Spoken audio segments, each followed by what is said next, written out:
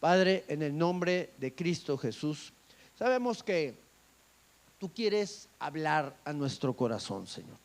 Sabemos que tú quieres sacarnos de esa zona de comodidad en la cual podemos estar para que seamos fieles discípulos tuyos, Señor. Que vayamos llenos de ti, llenos de tu presencia, Señor, cumpliendo la labor a la cual tú nos has llamado en esta vida, Padre. Bendícenos con tu palabra, bendícenos con tu presencia, habla a nuestros corazones, Señor. Ablanda, Señor, toda dureza que hay en nosotros para poder recibir esa palabra que sabemos que va a tocarnos y va a transformarnos para gloria de tu nombre. En el nombre de Cristo Jesús. Amén y amén. Muy bien, mis hermanos.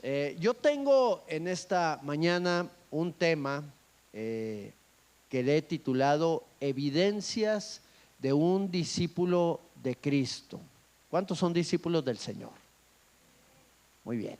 Pues tenemos que tener evidencias, ¿verdad? A los poquitos que dijeron amén, los que no dijeron amén, pues tienen que ser discípulos de Cristo. ¿Cuántos discípulos hay? Ya, sí hay más. Muy bien. Pero tenemos que mostrar evidencias, porque nosotros podemos autocalificarnos como discípulos de Cristo, pero pues bueno, ¿realmente seremos un discípulo o seremos un simpatizante? Con Jesús estuvieron muchas personas alrededor de él, no solamente sus 12 discípulos.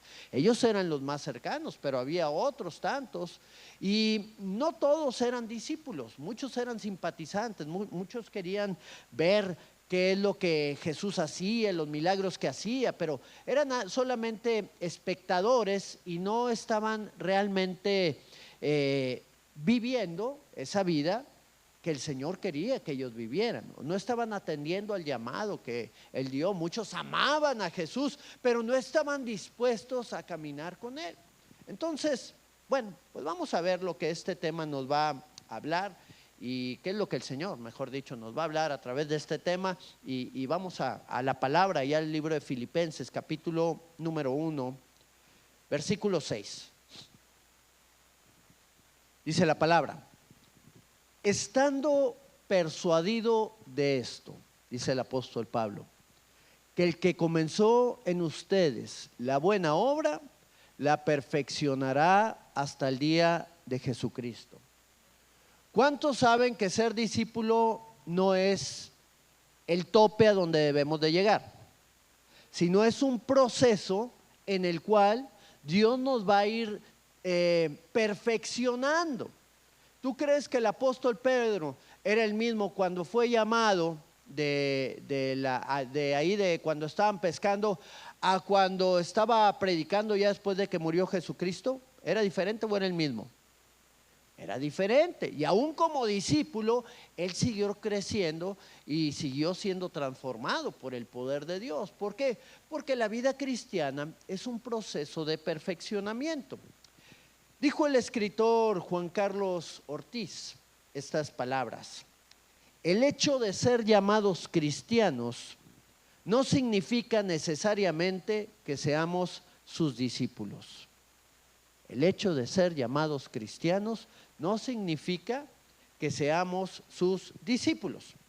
En esta semana me tocó platicar de algunas experiencias con un pastor. Fuimos allá a una cena, cumplió años un pastor y ahí estaba otro pastor amigo mío también, el pastor Moncada, Sergio Moncada. Y estábamos platicando ahí de algunos temas porque él había visitado la India. Y estábamos tocando ahí el tema de las misiones y todo esto, ¿no? Y me estaba platicando algunas cosas interesantes. Luego el siguiente día vi a un amigo también que se fue a Nepal. Coincidentemente el pastor Sergio Moncada y este amigo Mariano estuvieron con la misma persona, con nuestro hermano misionero Daniel Tapia. Primero estuvo en la India y luego se fue a Nepal, y él se fue a apoyarlo a Nepal también en algunas, pues en la cuestión de los negocios, porque ellos utilizan, los negocios tienen un restaurante, pero ellos utilizan el restaurante para evangelizar con los empleados. O sea, los empleados que tienen son gente ahí nepalí pero el negocio es la excusa, ¿verdad? Porque es un negocio que apenas se sostiene, pero es una excusa para poderlos evangelizar, y está creciendo la gente que conoce de Cristo. Ellos están en la ventana 1040. La ventana 1040, ¿verdad? Es la ventana en el mapa del mundo donde menos cristianos hay. La India y Nepal son los lugares, son dos de los lugares donde menos cristianos hay. Entonces, fue muy interesante esta plática que tuve con ellos, porque me hablaron de algunos aspectos muy importantes, y uno de ellos es la diferencia entre la iglesia occidental, en donde estamos tú y yo, y la iglesia oriental.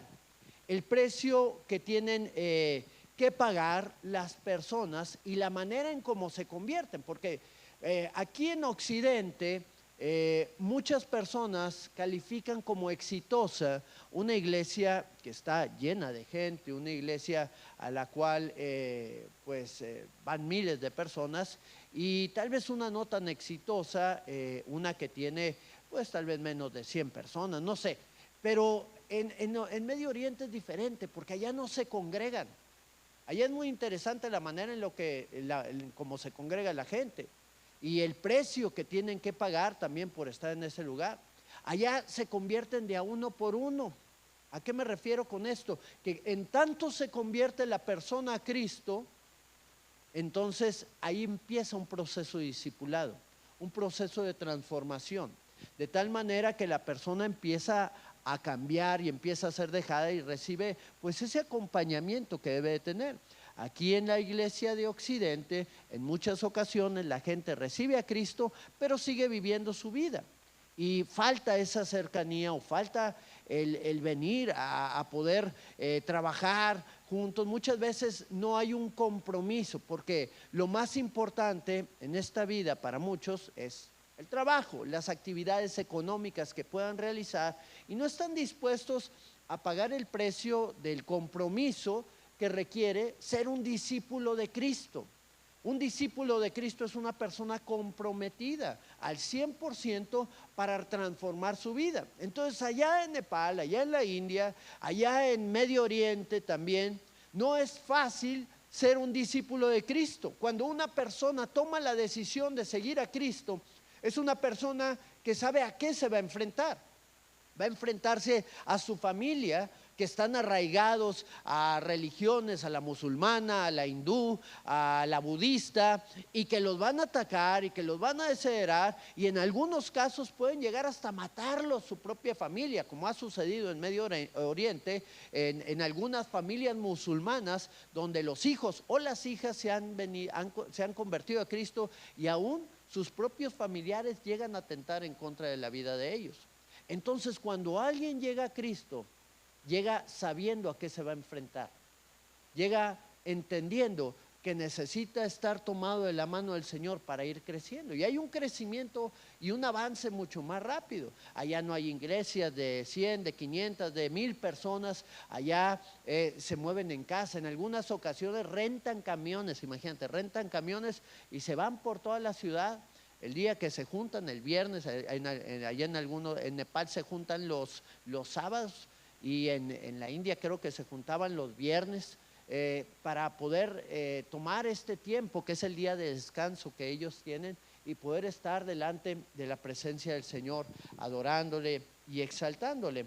Y qué interesante, porque cada una de estas cosas nos lleva a entender la necesidad que tenemos como cristianos de ser discipulados, de ser transformados.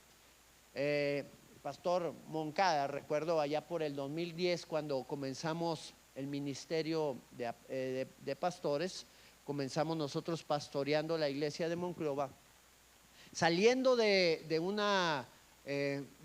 un retiro que teníamos de pastores. Ahí nos oraron por nosotros para comenzar este ministerio, y al terminar esa oración y al salir de ese lugar, se acercó, me acuerdo, este pastor, y me dijo: oye, ¿sabes qué? Mira, ya tenemos nosotros 20 años pastoreando también, y te voy a ahorrar mucho tiempo, muchos problemas, te voy a ahorrar muchas cosas que vas a enfrentar.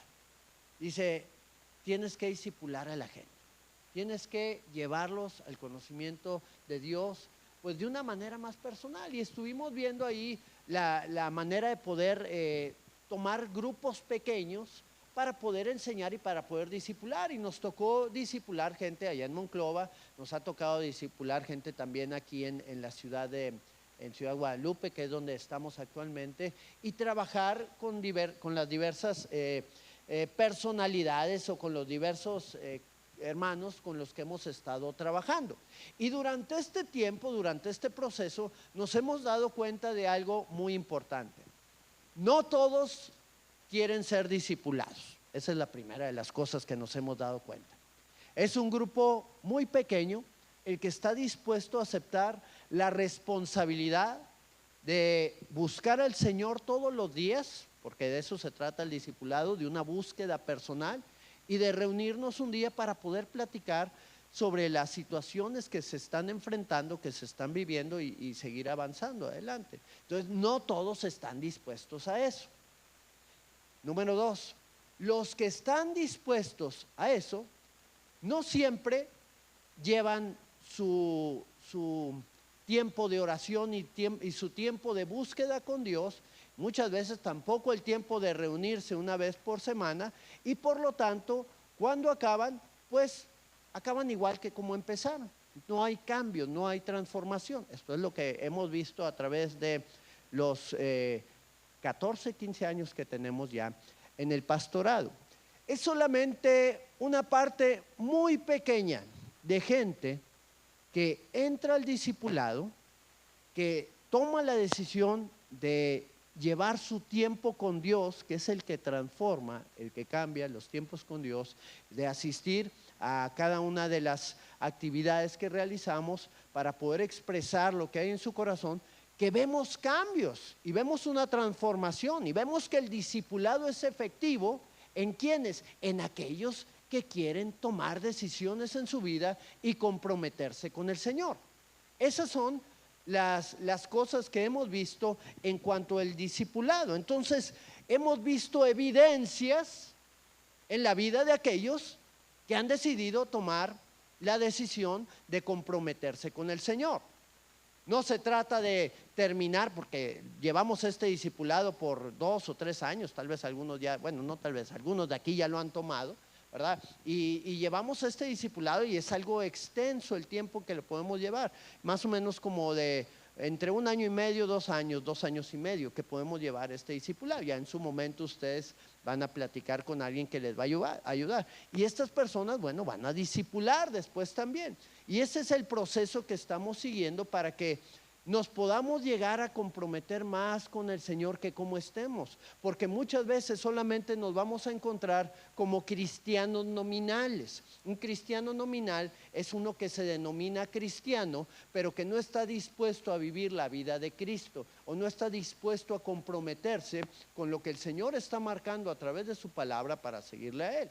Y yo quisiera hablarte en esta mañana de algunas evidencias que tenemos que tener si es que somos discípulos de Cristo, o solamente somos cristianos nominales, cristianos de domingo, o cristianos de un domingo sí y 2 no, y un domingo sí. Tú y yo vamos a saber en qué nivel podemos estar, qué nos falta y cómo podemos ir creciendo también para ser cada día más como un discípulo del Señor.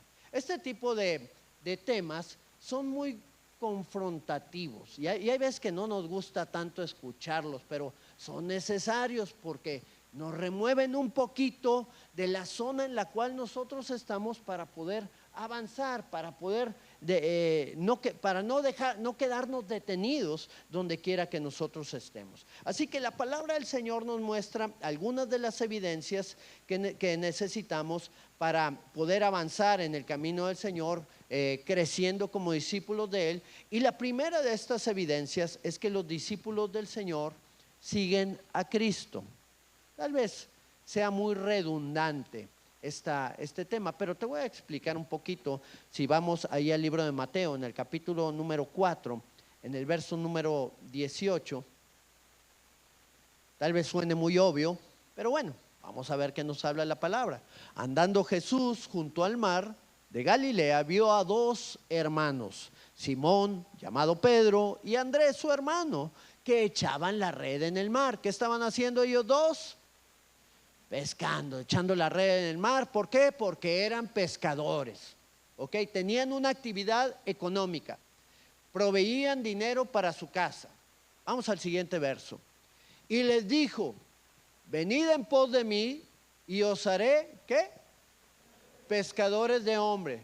Desde ahorita en adelante, si ustedes toman la decisión de venir, ya no van a realizar la actividad económica que realizan, ahora van a trabajar para el reino de Dios. ¿Ok? Verso número 20. Ellos entonces, dejando al instante las redes, le siguieron. Fue la entrevista de recursos humanos más rápida que pudieron tener. Muy bien. Verso número 21. Pasando de ahí, vio a otros dos hermanos, Jacobo, hijo de Zebedeo, y Juan, su hermano, en la barca con Zebedeo, su padre. Estaban los dos hermanos y estaba el papá de ellos, que remedaban sus redes, y los llamó. Verso número 22. Y ellos, dejando al instante la barca y a su padre, le siguieron. ¡Wow! La manera en que Jesús llamaba a sus discípulos no era muy elaborada, no era muy, ¿cómo le podíamos llamar? No estaba tratando de convencerlos de una manera muy hostigadora, ¿no? No estaba tratando de hacerles ver todas las bendiciones que iban a tener. Oigan, miren, es que si ustedes me siguen, van a recibir todo esto y yo les voy a dar todo esto. Y miren, si no me siguen, van a morir en sus pecados. No. Jesús se acercó y les dijo: vengan, síganme. Yo los voy a hacer pescadores de hombres. Dejen todo lo que tengan. Su actividad económica, su familia, todo. Y síganme. Seguir a Cristo no es fácil para la gente allá en Medio Oriente. Como les comentaba, muchos han muerto, muchos han sido encarcelados. No está permitida la evangelización allá en Medio Oriente, ¿ok? Está prohibida. Tú puedes ser cristiano en algunos países, pero no te atrevas a predicarle a un budista y que el budista conozca de Cristo, porque te meten a la cárcel, porque es hacer proselitismo. Ahora, como cristianos, ¿estamos llamados a predicar o a no predicar? A quedarnos callados y respetar las leyes. Tenemos que hablarle a la gente que se está perdiendo y que se va a ir al infierno. Entonces hay un precio muy grande que como discípulos tenemos que seguir, para seguir a Cristo en lo que Él nos está pidiendo que nosotros hagamos. No era algo distinto para los discípulos que siguieron a Cristo esta situación. ¿Por qué? Porque seguir a Cristo implicó morir a 11 de ellos. 11 de los 12 discípulos murieron sacrificados. Les cortaron la cabeza, los crucificaron de cabeza. De distintas maneras murieron estos discípulos. Vengan, síganme. Los van a matar por seguirme. ¿Cuántos estarían dispuestos? ¿Cuántos estarían dispuestos a dejar todo lo que tienen para seguir a Cristo? Porque eso es lo que un verdadero discípulo del Señor Jesucristo hace. ¿Cuántos tienen la primera evidencia? Ya está. No es sencillo, no es fácil. Cuando lo entregamos nuestra vida a Cristo, ¿para qué fue? Para que Dios nos sacara de nuestros problemas, para que Dios nos bendijera. Señor, no tengo dinero, vengo a ti para que tú me lo des. Señor, mira todos los problemas que estoy viviendo en mi matrimonio, arréglalos por favor. Señor, mira cómo me trata la gente, por favor, manda fuego sobre de ellos. ¿Cuál era tu petición en esos momentos en que tú recibiste a Cristo? ¿O cuántos vinieron a Cristo y dijeron: Señor, aquí estoy, he escuchado de ti, quiero hacer lo que tú me pidas, estoy dispuesto a dejarlo todo para que tú te glorifiques en mi vida? ¿Cuántos toman esa clase de decisión? ¿Cuántos están dispuestos a hacer eso? Porque es lo que Dios está buscando en cada uno de nosotros. Y podemos ser una iglesia que se puede congregar cada domingo, pero que no tiene un compromiso realmente con el Señor. El único compromiso es de Dios para con nosotros, para que Él nos dé y nos provea y nos sane y nos sacie y nos dé todas las cosas que nosotros necesitamos. Y buscamos a Dios solamente como un proveedor, pero no estamos dispuestos a darle a Él lo que Él está demandando. Y lo que Dios demanda es nuestra vida entera. Es una evidencia de ser discípulo, darle a Él todo lo que somos. Entonces tenemos que preguntarnos si realmente nuestra vida le pertenece al Señor o sigue siendo de nosotros. Si el Señor ocupa un pequeño espacio en nuestra vida, el tercero, el cuarto, el quinto lugar, o Él ocupa realmente el primer lugar en nosotros. En la teoría, todos sabemos que Él debe de ocupar el primer lugar. La pregunta es, en la práctica, ¿está ocupando el Señor ese lugar? Pregúntale al Señor. Número 2. Un discípulo vive en comunión con Dios. Lo primero que tiene que saber un discípulo cuando ha sido llamado para caminar con Cristo es que tiene que vivir una vida de oración. Nuestra oración nos lleva a tener comunión con Dios. Yo no puedo ser un discípulo si no ando con Cristo. Yo tengo que andar con Él. Yo tengo que saber qué es lo que Él habla, lo que Él dice. ¿Por qué? Porque de ahí voy a aprender, de ahí voy a enseñar. Cuando nosotros discipulamos a las personas que les enseñamos del Señor, los queremos llevar a ese tiempo de oración diaria con el Señor. Y ellos tienen que anotar qué es lo que le dijeron al Señor y qué es lo que Dios les está diciendo también, porque orar al Señor no es solamente un monólogo que nosotros levantamos a Él, es una plática que tenemos con el Señor. Y cuando nosotros tenemos esa plática, Él se levanta y nos habla y nos recibe y tiene comunión con nosotros. El libro de Jeremías, capítulo 29, verso 12 al 13 dice: entonces me invocaréis y vendréis y oraréis a mí y yo los oiré. Dice la palabra: y me buscarán y me hallarán, porque me buscarán de todo su corazón. Un discípulo de Cristo está dispuesto a acercarse a Él con todo su corazón. Tiene el deseo profundo en su vida de venir a un encuentro con Él. Si tú no tienes tiempo con el Señor, no vas a tener crecimiento espiritual y te vas a mantener en el mismo nivel espiritual durante toda tu vida, o vas a decaer. O te mantienes o decaes. Pero una persona que está caminando con Cristo día tras día es una persona que va en crecimiento. ¿Por qué? Porque el Señor le habla, porque el Señor le confronta, porque el Señor le cambia, porque el Señor le transforma y no lo deja como está. Hay una transformación constante. Otra de las cosas que vive un discípulo que tiene el deseo de acercarse al Señor es que tiene hambre de su palabra. El libro de Juan, capítulo 14, en el verso número 23, dice el Señor Jesucristo: respondió Jesús y les dijo: el que me ama, mi palabra guardará, y mi Padre le amará. ¿Y qué va a suceder?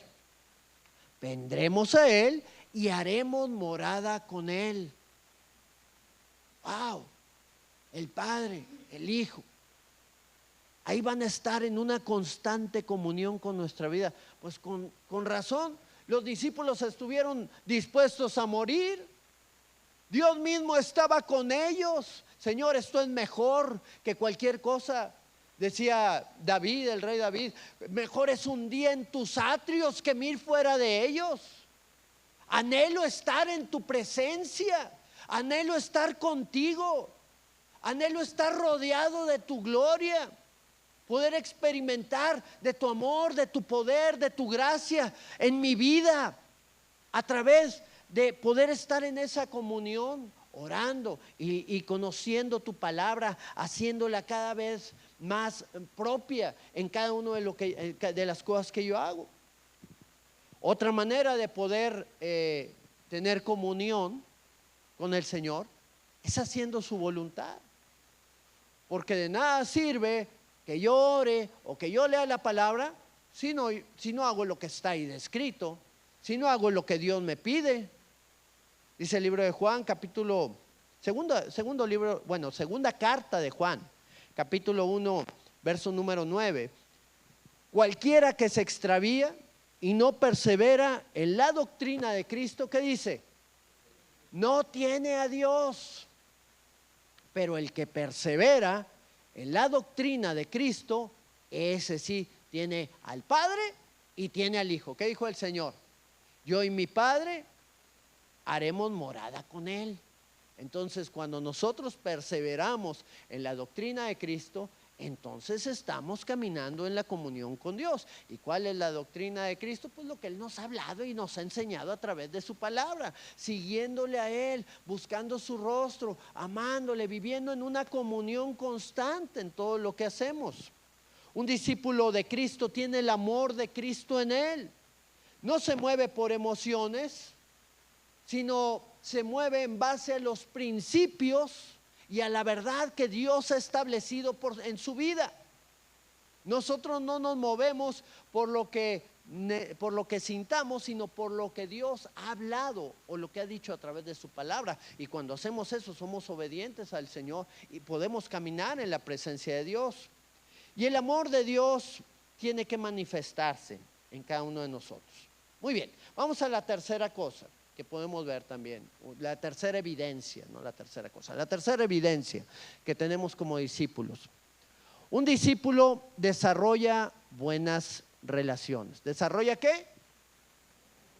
Buenas relaciones. Vamos a ver qué es lo que dice el Señor. Juan 17, verso 23. ¿Tú sabes qué es lo que habla el Señor en el libro de Juan capítulo 17? ¿Alguno sabe? ¿No sabe? Juan 17 es una oración que Jesús hace al Padre, ¿ok? Por diversas cosas antes de partir. Y está encargando a sus discípulos y está hablando el Señor de varias situaciones con el Padre. Y aquí está esta oración, y parte de esa oración la podemos ver en el verso 23, donde Jesús orando dice: yo en ellos y tú en mí. ¿Para qué?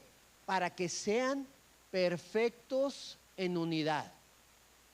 Un discípulo de Cristo camina en unidad, camina en una misma dirección, camina tomado de la mano del Señor. ¿Para qué? Para que el mundo conozca que tú me enviaste y que los has amado a ellos como también a mí me has amado. Entonces, cuando no hay unidad en el cuerpo de Cristo, pues entonces hay problemas y hay situaciones que van a afectar las relaciones entre la iglesia y no van a creer los de afuera, no van a acercarse aquellos que no conocen al Señor. Entonces hablábamos y decíamos que un discípulo de Cristo tiene el amor de Cristo. No se mueve por emociones, sino ve con los ojos que Dios ve a la gente. Ese amor se debe manifestar en 3 niveles, fíjate muy bien. El primero de los niveles en donde se debe de manifestar el amor de Dios para con nosotros es en las personas que están bajo nuestra autoridad. ¿Cuántos tienen personas bajo su autoridad? En su trabajo, en su familia. Por lo regular hay personas que van a estar bajo nuestra autoridad en el ministerio, tal vez algunos tienen algún ministerio. Y hay gente que está bajo una autoridad. Entonces, ¿qué es lo que nos dice el Señor? ¿Qué es lo que debe de hacer un discípulo? Un discípulo no se debe de enseñorear en la gente que está bajo tu autoridad. Al contrario, un discípulo está para servir a los que están bajo su autoridad. Está para levantar sus vidas, está para apoyarles, ¿ok? Está para llevarles a otro nivel, y para eso hay que pagar un precio. Y hay que estarles edificando, y hay que estarles dando palabra de parte de Dios, y hay veces ayudando de distintas formas, de distintas maneras. Es la forma en la cual nosotros tenemos que actuar con los que están bajo nuestra autoridad. ¿Cuál sería el contra? ¿Cuál sería el problema? El problema radica cuando hay inseguridades en la vida de la persona que tiene esa autoridad, o que ha anhelado siempre estar en algún nivel y llega a ese nivel de autoridad y empieza a enseñorearse con los demás. Y eso lo podemos ver en la política, y eso lo podemos ver con la gente que está en el poder judicial, en algunos policías, en algunas personas que están en migración, o en algunos padres también con sus hijos. Se vuelven autoritarios y empiezan a cargar la mano, pues no solamente con los hijos, también con la esposa, en base a esa autoridad o ese autoritarismo que están manifestando en sus vidas. Cuando nosotros tenemos la autoridad de Cristo, es una autoridad para servir, y Dios ha depositado una responsabilidad en la vida de cada uno de nosotros. Ahora, hay otro nivel. El otro nivel es el que tenemos con las personas que se encuentran en nuestro mismo nivel. ¿Cómo debe de ser la manera en la cual tenemos relaciones con esas personas? Bueno, podemos recordar a los discípulos cuando ellos estaban peleando. Los mismos discípulos estaban peleando para ver quién iba a ser el mayor. Estaban discutiendo. ¿Y qué les dijo el Señor Jesús a sus discípulos? Dijo: no, el que quiera ser el mayor tiene que ser el siervo de todos los demás. Ah, ¿tú quieres ser el mayor, Juan? Pues tienes que traerles de desayunar a todos los días. Tienes que lavarles los pies. Tienes que andar de mandadero con... Ay, ¿cómo va a ser eso, Señor? El mayor, al contrario, recibe todas estas cosas de la demás gente. No. Si tú quieres ser el mayor, tienes que hacer todas estas cosas. No, pues mejor que sea Pedro, o mejor que sea Santiago, ¿verdad? Y ahí es donde realmente pues se puede ver el nivel. Muy bien. La relación con la gente que está alrededor nuestra debe de ser para levantarles, para bendecirles, ¿ok? Yo me he dado cuenta en algunos ambientes que, por ejemplo, el ambiente laboral, muchos que están al mismo nivel están compitiendo para ver quién va a ganar el puesto. O en el ambiente ministerial también puede haber algunos pastores que estén ahí con otros tratando de tener la iglesia más grande, o ser los mejores, o ver la manera de poder sobresalir sobre los demás. No, mi hermano, al contrario, debemos de levantar la vida de los que están alrededor de nosotros, inclusive estén bajo nuestra autoridad o estén también en el mismo nivel en el que nosotros podemos estar. Entonces el amor de Cristo se debe derramar también con nuestros consiervos o la gente que está en el mismo nivel de autoridad. Y bueno, también hay gente que puede tener una buena relación con los que están bajo su autoridad. Hay otros que pueden tener una buena relación con los que están en el mismo nivel, pero luego se complican las cosas con los que están bajo, con los que estamos bajo su autoridad, ¿ok? Porque ahí es donde empiezan los conflictos. ¿Cuántos de nosotros hemos tenido problemas con la autoridad en algún momento? Nunca tuvieron problemas con sus padres, eran bien obedientes ustedes, ¿verdad? En tu trabajo, en cualquier lugar, hemos tenido problemas. ¿Por qué? Porque el hombre tiene una naturaleza independiente, individual. Y cuando alguien te dice que tienes que hacer algo, pues entras en conflicto. Y más cuando no lo quieres hacer. Cuando lo quieres hacer, pues, claro que sí, ¿verdad? Gloria a Dios, queremos hacerlo. Pero ¿qué cuando no lo queremos hacer? cuando no lo queremos hacer, es ahí donde entramos en conflictos. Es ahí donde realmente se va a marcar si soy un discípulo o no soy un discípulo. ¿Por qué? Porque para yo poder caminar en unidad y para poder caminar en una dirección, yo tengo que saber que estoy bajo autoridad. Todos los que estamos aquí, sin excepción, estamos bajo autoridad. ¿Cuántos sabemos eso? Tenemos una autoridad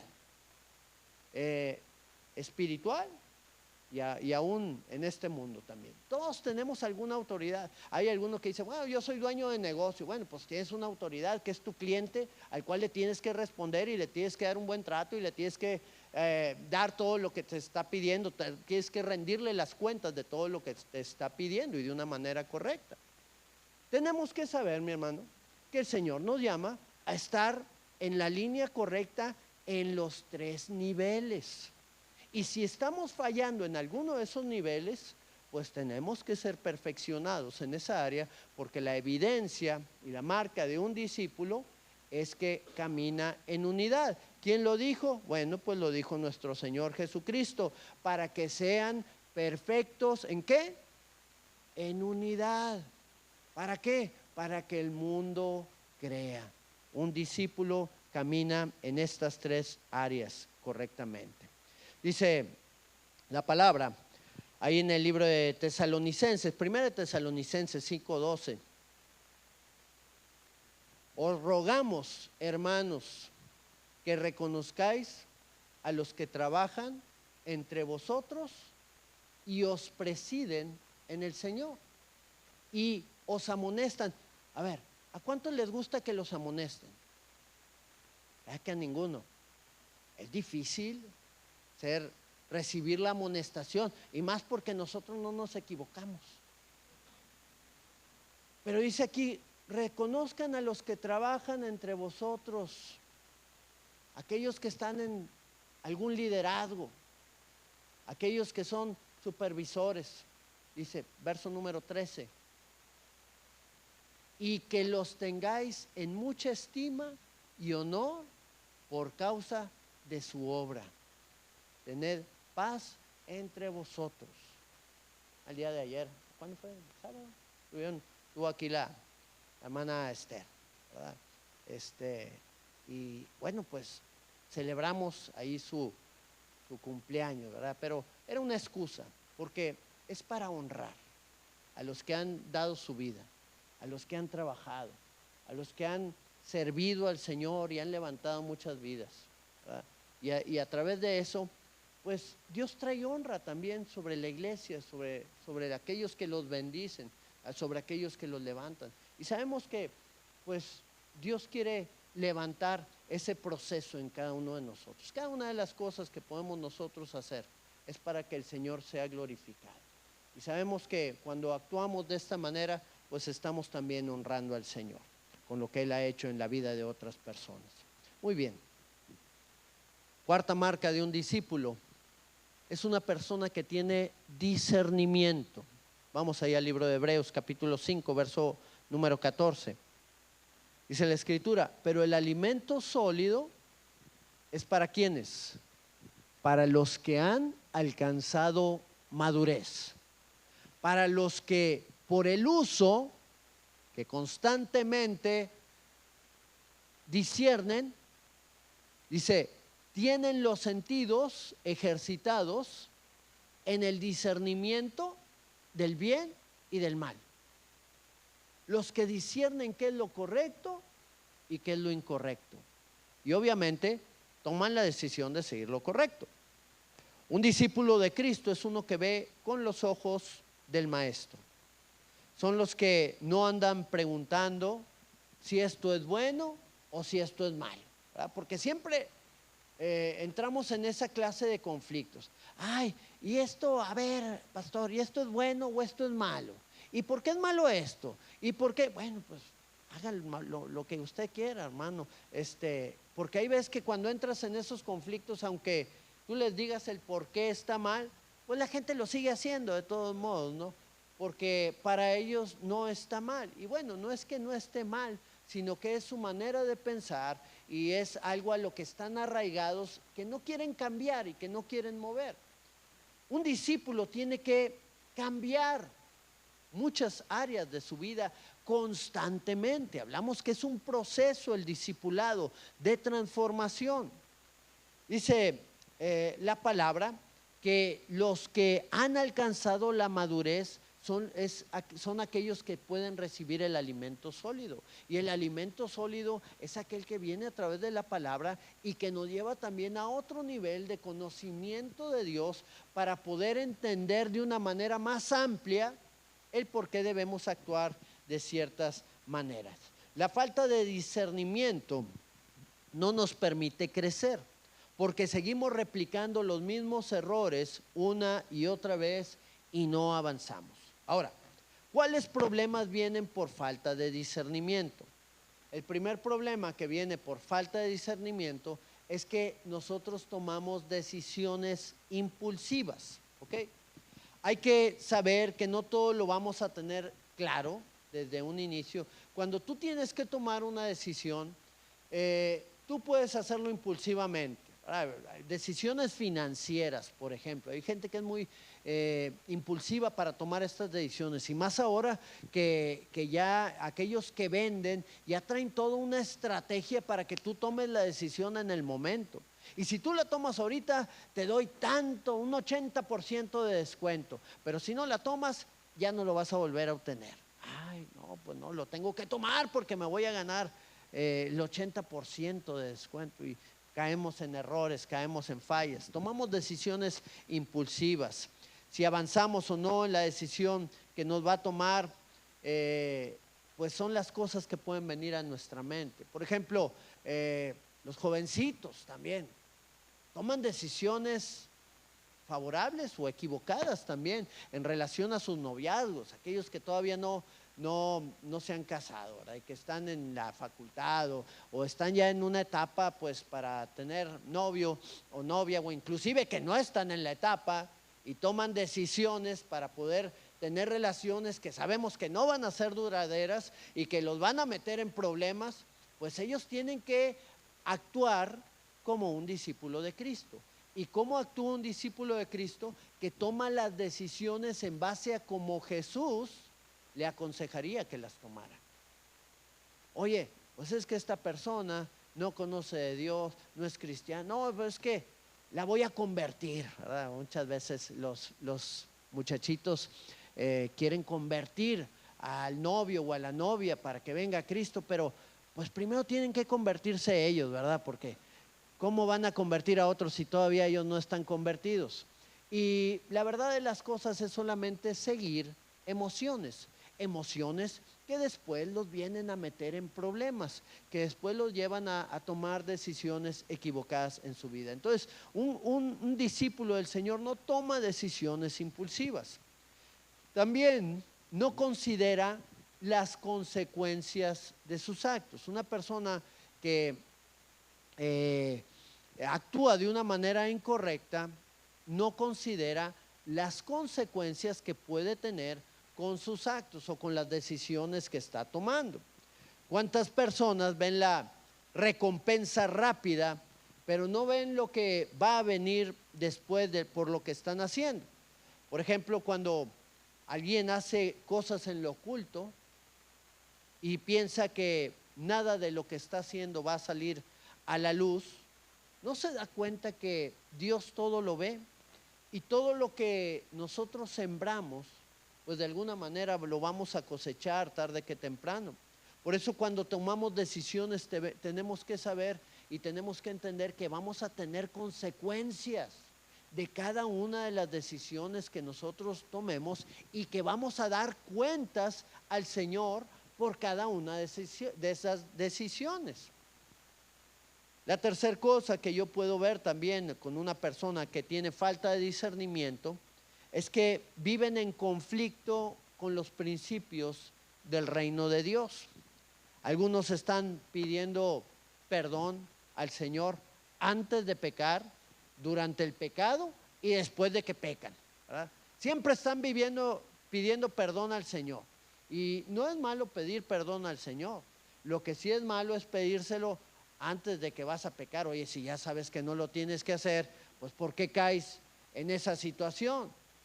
Si ya sabes que estás mal durante y estás pidiendo al Señor por ello, pero sigues persistiendo en hacerlo, pues algo está sucediendo, que yo deliberadamente estoy haciendo aquello que no le agrada al Señor. Dice la palabra que el que sabe hacer lo bueno y no lo hace, le es pecado.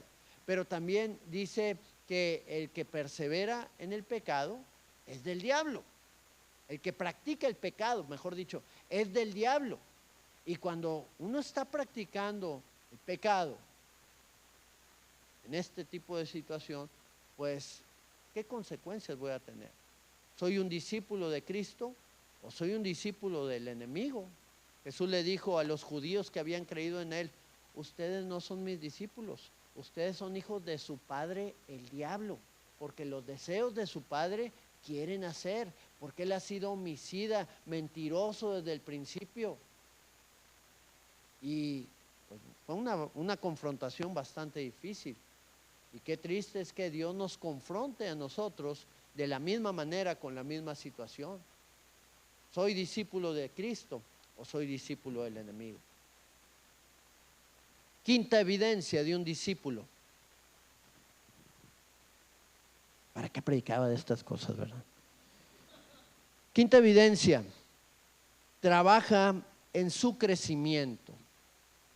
Un discípulo de Cristo es intencional con lo que tiene que hacer para seguir creciendo en Cristo. Vamos allá al libro de Filipenses, capítulo 3. Y está hablando un discípulo de Cristo, bueno, un apóstol de Cristo que fue discipulado también. El apóstol Pablo fue discipulado de la misma manera. Y dice la Escritura: no que lo haya alcanzado ya, ni que ya sea perfecto, sino que prosigo, o sea, sigo avanzando, prosigo para ver si logro asir aquello también para lo cual fui también asido por Cristo. Dios ya me amarró, gloria al Señor por ello, ¿verdad? Pero también yo tengo que tomarme del Señor, porque si no me le puedo escurrir al Señor también. Me puedo resbalar y puedo seguir haciendo lo que yo quiera. Un discípulo de Cristo tiene que tomarse del Señor y trabajar en cada una de esas áreas de su vida. Un discípulo de Cristo siempre tiene que estar en crecimiento y avanzando. No se queda como está. Hay gente que pide consejería, ¿ok? Y van a hablar con el pastor, con el consejero, con el psicólogo, y van a presentarse ahí con esas personas que les van a dar la ayuda que están buscando. Y más que ir con todas estas personas para poder avanzar en su situación, van para desahogarse. Y se desahogan y luego ya les dicen lo que tienen que hacer y no lo hacen. ¿Por qué? Porque no les interesa cambiar. Lo único que les interesa es ser escuchados. Y desgraciadamente, así estamos muchos en la iglesia.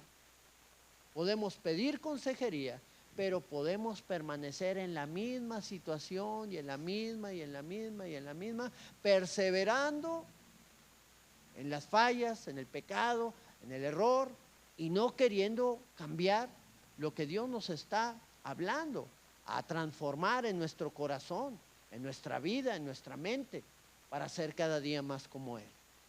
Y nos metemos en problemas bastante graves. Un discípulo de Cristo toma decisiones continuas de cambio. Sale de su zona de confort cada día. Estoy haciendo esto mal, tengo que cambiarlo. Un discípulo de Cristo tiene que practicar la humildad. Y digo practicarla porque hay veces que no somos humildes, pero tenemos que tomarnos de esa herramienta y decirle al Señor: Señor, tengo que actuar con humildad el día de ahora y tengo que entender que estoy haciendo las cosas mal, que no puedo estar caminando en la misma dirección en la cual estoy yendo. Tengo que hacer tu voluntad y tengo que cumplir lo que tú tienes para mí. Número 6. Un discípulo de Cristo está dispuesto a perderlo todo por Cristo.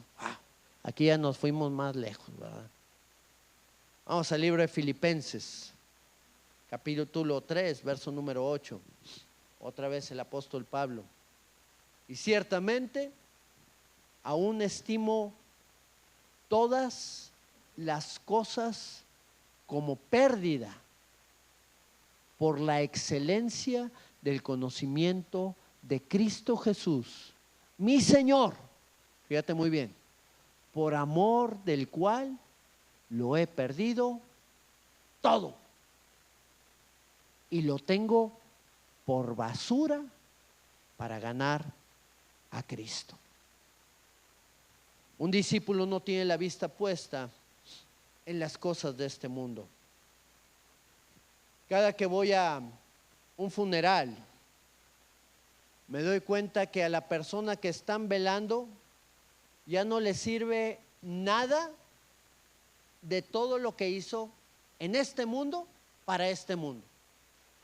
Ya, se acabó.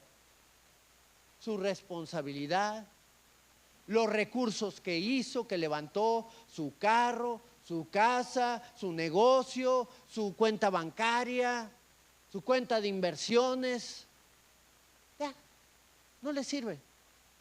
Se la va a dejar al yerno.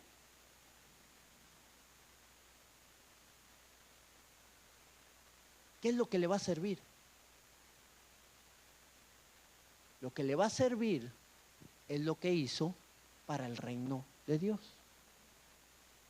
Por eso Jesús, que había estado con el Padre, que conoce hacia dónde vamos, Jesús dijo: yo sé de dónde vengo y sé a dónde voy. Viene y nos dice: muchachos, busquen primeramente el reino de Dios y su justicia. Yo se los digo porque yo ya he estado allá. Y todas esas pequeñeces que te van a servir durante tan poco tiempo aquí en la tierra, te van a llegar por añadidura. Y luego les volví a decir: muchachos, hagan tesoros en el cielo, donde ni la polilla ni el orín corrompen, ni donde ladrones minan ni hurtan. Quiten su enfoque en las cosas de este mundo y busquen al Señor. Pregunta: ¿Dios quiere que trabajemos o que no trabajemos? ¿Sí o no? ¿Qué es el trabajo? Es una añadidura, ¿no? ¿Es lo más importante? El apóstol Pablo trabajaba. ¿A quién le he pedido algo? Decía. Él hacía carpas. ¿Recuerdas a otros discípulos del apóstol Pablo, Priscila y Aquila? Ellos también tenían su negocio y realizaban las actividades económicas que tenían que realizar, pero lo primero para ellos era ser un discípulo de Cristo. Estaban enfocados en las cosas eternas. Y ahí es cuando cambia la visión total y plenamente de lo que nosotros hacemos. Hay gente que está pidiéndole trabajo al Señor: Señor, dame trabajo, dame trabajo, dame trabajo. Y están todos los domingos y entre semana y todos los días, y ¡pum!, el Señor le da el trabajo. Y luego ya no se vuelven a presentar en la iglesia. Oye, ¿por qué ya no lo veo en la iglesia? No, es que en el trabajo, pues trabajo todos los días y no tengo chance ya de congregarme. Pues mira qué buen trabajo le dio el Señor, o el diablo, no sé quién se lo dio. ¿Qué es lo que vamos a poner en primer lugar como discípulos de Cristo? En primer lugar está el Señor. Discípulo de Cristo. Número 7. Ya voy a calmar, son 8. Un discípulo de Cristo está dispuesto a servir a Cristo. Déjame decirte algo. las traducciones bíblicas en la mayoría de los casos son muy mesuradas en la manera en que se traduce. Por ejemplo, en el libro de Romanos, en el capítulo 1, bueno, en muchos de las cartas que el apóstol Pablo escribe, ¿qué pone él? Pablo, siervo de Jesucristo. Aquí en Romanos 1:1. Pablo, siervo de Jesucristo, llamado a ser apóstol, apartado para el evangelio de Dios. Era como que el saludo, la salutación que le llamamos. Ahora, la palabra siervo en el griego es la palabra doulos, ¿ok? Pero doulos, más que siervo, significa esclavo, ¿ok? Esclavo. El problema es de que cuando los traductores estaban cambiando esa palabra, lo que estaban viendo en ese tiempo, que había esclavitud allá por 1500, 1600, estaban viendo que la esclavitud que había de los europeos para con los africanos y todo lo que estaba sucediendo, pues no era algo muy atractivo, no era muy agradable, porque los esclavos realmente estaban siendo tratados como animales. Entonces poder decir, Pablo, esclavo de Jesucristo, oye, pues como que no es una connotación muy buena la que nosotros tenemos. La situación es de que el apóstol Pablo estaba hablando de la esclavitud, no de 1500, sino estaba hablando de la esclavitud que había en el año 0, que era una esclavitud diferente, donde la gente hacía lo que el amo le pedía, y en muchas cartas se habla de esta situación. Se habla en Filemón, se habla en algunas otras cartas también de los amos de los siervos que tienen que ser fieles con sus amos y todo esto. Pero el Señor aquí está hablando de algo muy interesante. Tú y yo, más que siervos, tenemos que tener grabado que somos esclavos de Cristo. Ahora, ¿qué significa ser un esclavo? Un esclavo no tiene poder de decisión. Un siervo, ¿ok?, que no recibe paga, un siervo que está solamente como alguien que, bueno, pues cuando quiero, cuando puedo, pues hago o sirvo al Señor, pues es una persona que tiene un poder de decisión. Un esclavo no tiene poder de decisión.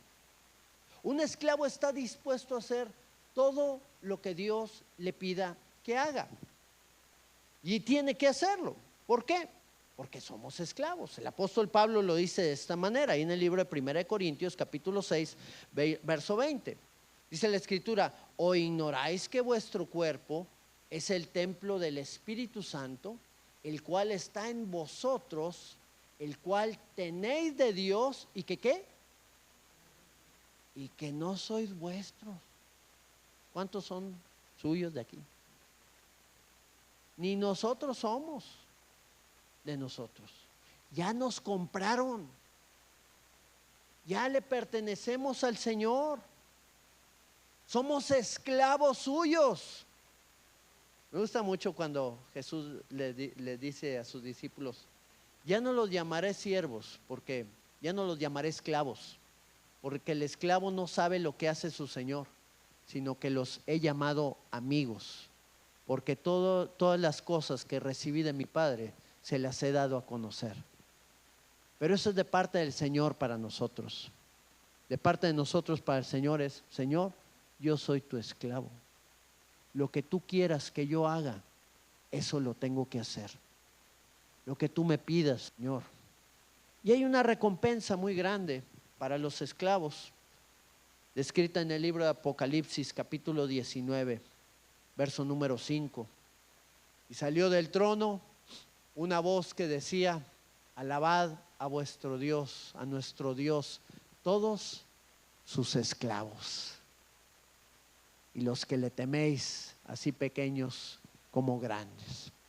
Vamos a estar delante de la presencia del Señor, todos aquellos que pagaron el precio de honrarle y de servirle a Él y de tomar su vida para la gloria del Señor. Y por último, un discípulo hace otros discípulos. En el libro de Mateo, capítulo 28, verso 19, dice el Señor Jesús: por tanto, le dice a sus discípulos, vayan y hagan discípulos a todas las naciones, bautizándolos en el nombre del Padre, del Hijo y del Espíritu Santo.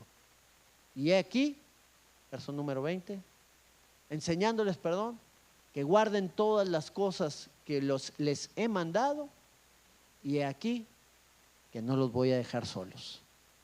Yo voy a estar con ustedes todos los días. Voy a hacer comunión con mi Padre, contigo, hasta el fin del mundo. Pregunta: ¿qué tan dispuestos estamos de ser un discípulo de Cristo? Porque esta decisión, yo creo que muchos de los que están aquí ya tomaron la decisión de rendir su vida a Cristo, de poder recibirle en su corazón, en su vida. Pero ¿cuántos han tomado la decisión de comprometerse hasta la muerte con Él? De estar dispuestos a morir por Cristo. ¿Cuántos se han comprometido con el Señor a vivir una vida de oración, a vivir una vida alimentándose de su palabra, haciendo su voluntad, haciendo lo que Él pide, comprometiéndose en ese crecimiento continuo en donde Dios va transformándonos y va cambiándonos y va renovándonos para poder nosotros entender que vamos avanzando y que vamos llegando a la estatura del varón perfecto? ¿En qué nivel está nuestro compromiso para con Dios? Porque creo que son tiempos en los cuales Dios nos quiere usar. ¿Para qué? Para que al nosotros ser transformados y llenarnos del poder de Dios, nosotros podamos también transmitir ese discipulado para aquellos que van a tener un encuentro con Él. Los discípulos fueron discipulados por Jesús, pero luego ellos tuvieron otros discípulos, y esos otros discípulos tuvieron otros discípulos, y así sucesivamente hasta el día de hoy que estamos tú y yo aquí reunidos.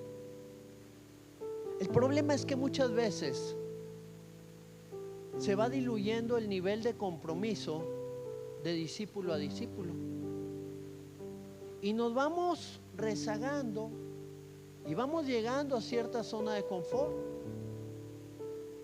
y el discípulo, pues por lo regular se va a parecer a aquel que lo discipula. Y aquí es donde tú y yo tenemos que voltear hacia arriba. El apóstol Pablo decía que había sido discipulado por Jesucristo. ¿Seremos también nosotros discipulados por el Señor para poder crecer en Él, para poder ser transformados? Mi padre, recuerdo que él a los 2 años llegó a ser pastor, después de convertido. Pero hubo algo que yo siempre me pregunté: ¿por qué 2 años después, cuando la gente todavía está, en muchos casos, nueva, que está inmadura, que no tiene mucho conocimiento de Dios, cómo una persona puede llegar después de 2 años a tener un pastorado que sea de impacto? Porque empezó a desarrollar de su ministerio, salieron muchas iglesias, muchos pastores. O sea, hubo un fruto en todo lo que él hacía. Y recuerdo que cuando él se convirtió a Cristo, lo hizo con convicción en su vida, con una convicción tan grande y tan fuerte que llegó a su casa y tiró todas las botellas cuando le dijeron que eso no agradaba a Dios. ¿No agrada a Dios? va para afuera. No volvió a tomar, se empezó a congregar, pero hizo algo más que congregarse. Él empezó a tener una comunión con Dios diaria, y de 5 de la mañana a 9 de la mañana se iba a una oficina a estar orando y a conocer la palabra de Dios, a alimentarse. Y ahí yo me di cuenta, entonces ahí fue el Señor Jesús, Padre, vinieron a cumplir la promesa que había dado, vinieron a hacer morada. Y a medida que el Señor hace morada en nosotros, entonces somos transformados. Hermano, ¿qué sucedería si tú y yo disponemos ese tiempo para poder buscar al Señor? ¿Seríamos los mismos? ¿O en 2 años habría 200 pastores aquí, 100 pastores? ¿Qué es lo que sucedería? La intensidad o la intencionalidad que nosotros tomáramos para que el Señor cumpliera su propósito en nosotros. Son tiempos en los cuales tenemos que humillarnos delante del Señor y saber que Él es lo más grande que nosotros podemos tener, que Él nos ha comprado con su sangre y que estamos para la gloria y para la honra de su nombre. Cierra tus ojos delante del Señor. Yo te invito a que nos pongamos de pie en esta mañana. Digamos al Señor: Padre, hemos fallado, Señor, en tantas cosas. Hemos retrasado el tiempo en el cual tú querías haber trabajado y haber transformado nuestras vidas. Señor, mas sabemos que ahora, Señor, sigue siendo el tiempo en el cual tú nos llamas a tomar decisiones. Tú quieres hacer cosas grandes en nosotros. Somos nosotros los que muchas veces detenemos, Señor, la obra que tú quieres manifestar en nuestras vidas. Y hoy te pedimos perdón primeramente, pero también queremos tomar decisiones.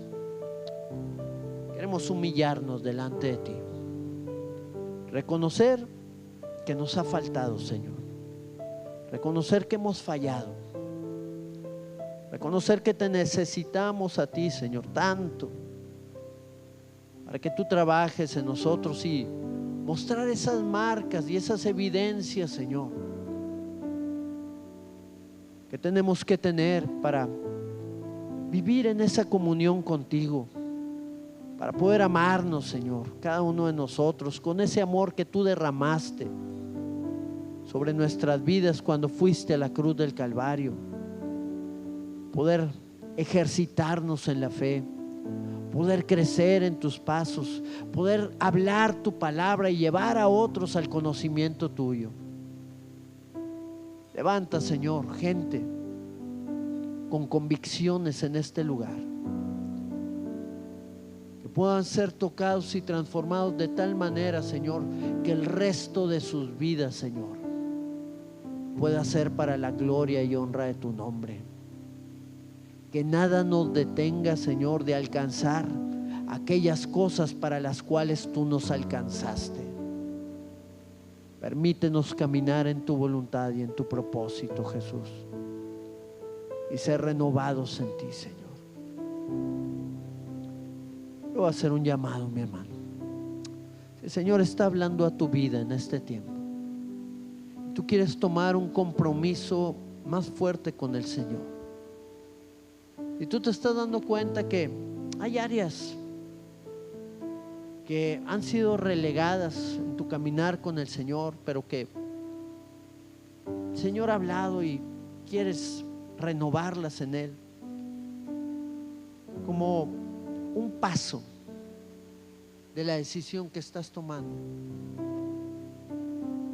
Yo te voy a invitar a que vengas aquí al altar, que el Señor pueda obrar y trabajar en tu vida para poder llevarnos a ser esos discípulos que Él quiere formar en nosotros y a través de nosotros. Hoy el Señor quiere tocar vidas y corazones para que le sirvan, para que le sigan y para que alcancen todo lo que Él tiene preparado. Abro el altar mientras adoramos al Señor, mientras le exaltamos a Él, que Él pueda glorificarse en cada uno de nosotros. Gracias, Señor Jesús. Canto una alabanza sin igual, pues el desierto me ha enseñado tu fidelidad. he visto muy de cerca mi fragilidad, tomando forma en tu abrazo y en tu sanidad. Me llevas lejos, más allá de lo que nunca imaginé.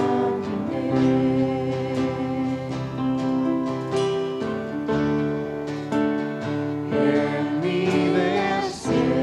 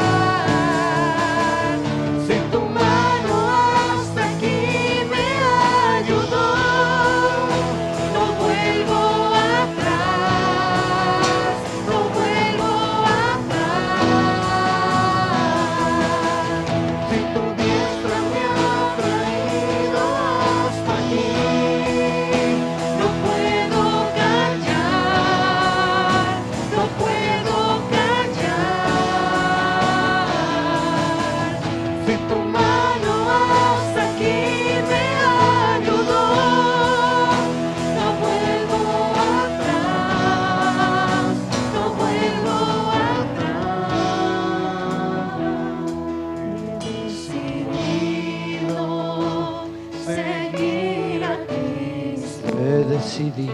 He decidido seguir a Cristo. He decidido. He decidido seguir a Cristo. No vuelvo atrás. No vuelvo atrás. No vuelvo atrás. La cruz es ante mí. La cruz está ante mí. Mundo atrás. El mundo atrás quedó. La cruz está ante mí. El mundo atrás. El mundo atrás quedó. La cruz es ante mí. Está ante mí. El mundo atrás quedó. No vuelvo atrás. No vuelvo atrás. No vuelvo atrás. Si tu diestra me ha traído hasta aquí, no puedo callar, no puedo callar.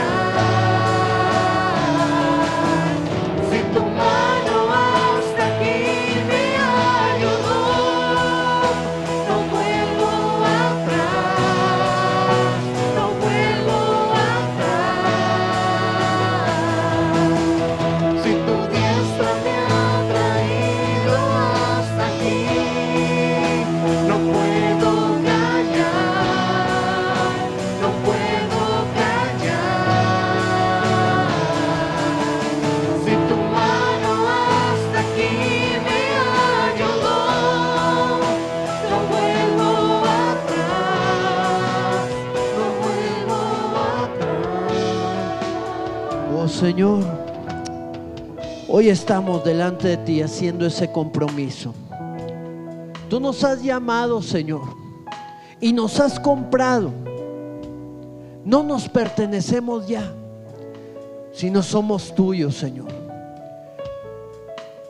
Cualquiera que sea tu deseo y tu anhelo para con cada una de nuestras vidas, Señor, que podamos seguirlo y que podamos cumplirlo. Queremos caminar en tu verdad. Queremos seguirte a ti. Andar en esos pasos, Señor, que tú marcaste, Señor, para poder permanecer firmes en tus caminos, alcanzando tu voluntad, Señor, en todo lo que tú nos llames.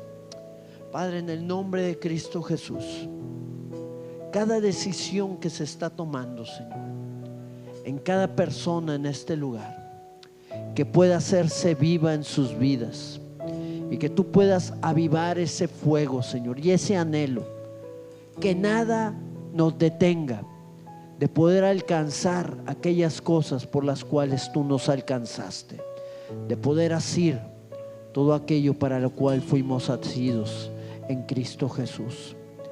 Tócanos con el poder de tu presencia, Señor, en el nombre de Jesús. Gracias, Señor. Amén, Padre, y amén, Señor.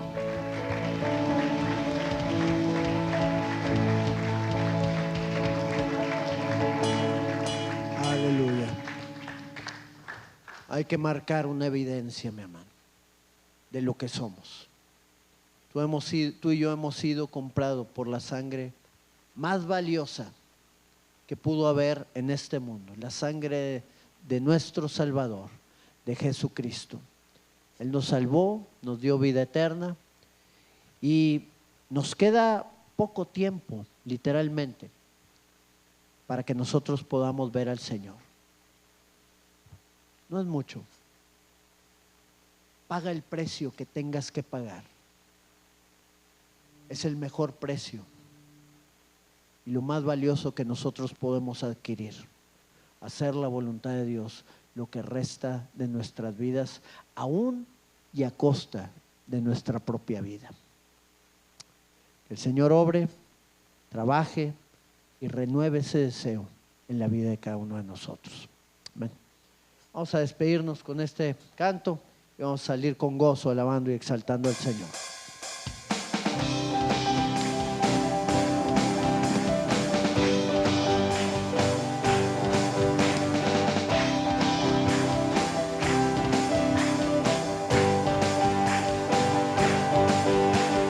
Muéstrame tu camino,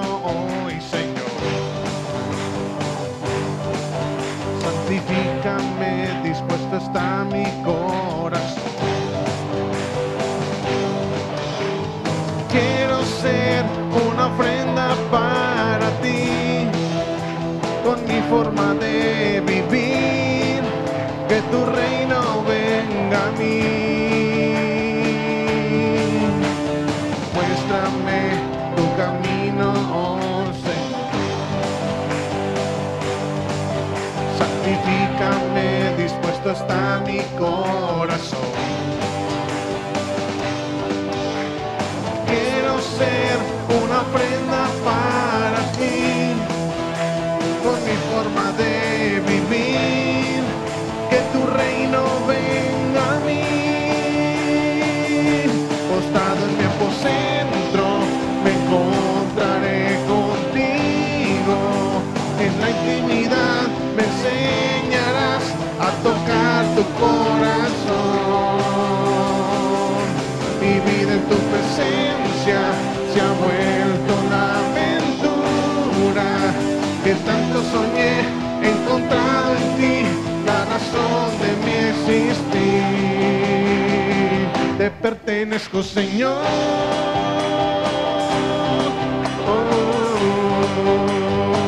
Te pertenezco, Señor.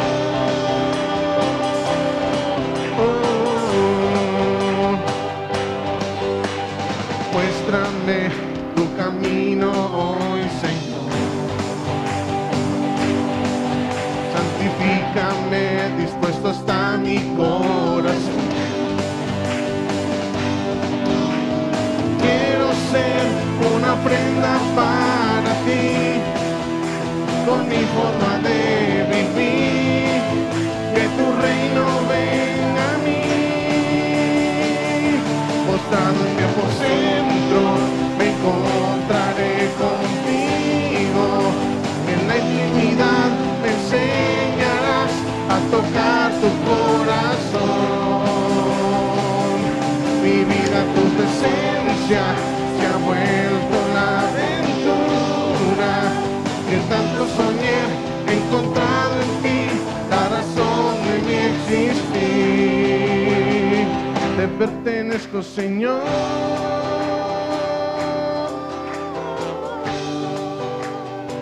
Te pertenezco, Señor.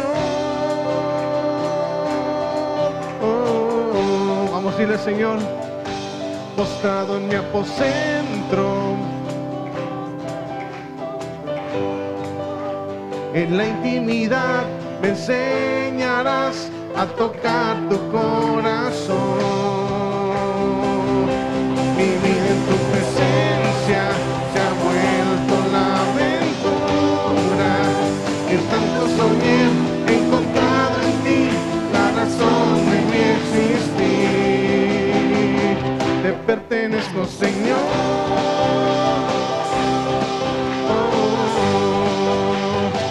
Te pertenezco, Señor. Vamos, díselo. Te pertenezco, Señor.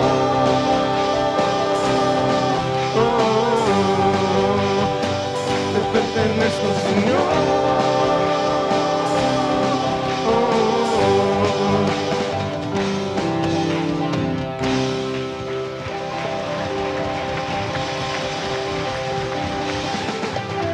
Aleluya. Amén. Amén. Que el Señor les bendiga abundantemente y que en esta semana, mi hermano, tomemos un parteaguas para buscar al Señor de una manera más profunda y ver lo que Él quiere hacer realmente en cada uno de nosotros. Dios me los bendiga. Nos vemos entre semana.